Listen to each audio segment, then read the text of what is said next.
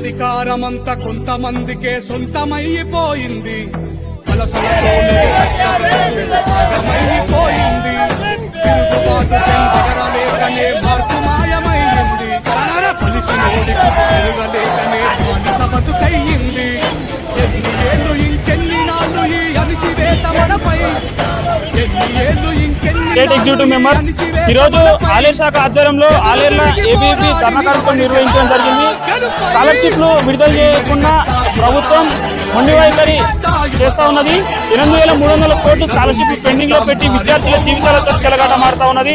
మరి విద్యా సమస్యల గురించి పోరాటానని చెప్పినటువంటి రేవంత్ రెడ్డి ఈరోజు విద్యార్థుల గురించి పట్టించుకోవట్లేదు.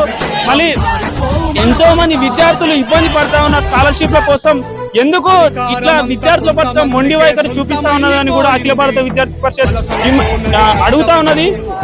రాబోయే రోజుల్లో మీరు ఇదే విధంగా మీ కార్యాచరణ ఉంటే మరి అఖిల భారత విద్యార్థి పరిషత్ కూడా మిమ్మల్ని రాబోయే రోజుల్లో బయట తిరగనీయలేమని కూడా ఈరోజు తెలియజేస్తా ఉన్నాం.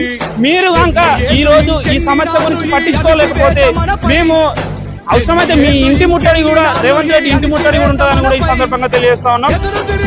ఇక్కడ ఉన్నటువంటి స్థానిక ఎమ్మెల్యే కూడా నేను నీళ్ళ ఎమ్మెల్యేను నిధుల ఎమ్మెల్యే అని చెప్తున్నటువంటి వీళ్ళ ఐలయ్య మరి ఎందుకు వీళ్ళు నీకు ఓట్లు లేవని వీళ్ళ గురించి స్పందిస్తలేవా? నువ్వు ఎందుకు మరి వీళ్ళకు నీకు పట్టి పరువు లేకుండా ఎందుకు నువ్వు ఈ రోజు వివరిస్తా ఉన్నావు అని కూడా వీళ్ళ అఖిల భారత విద్యార్థి పరిషత్ ప్రశ్నిస్తా ఉన్నది.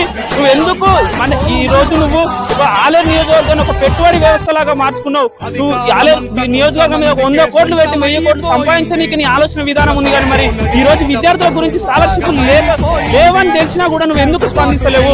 నువ్వు నిరంతరం ప్రజలలో చెప్పుకున్నటువంటి నువ్వు ఈ రోజు ఈ విద్యార్థుల గురించి నువ్వు ఎందుకు స్పందిస్తలేవు అని కూడా ఈ రోజు అఖిల భారత విద్యార్థి పరిషత్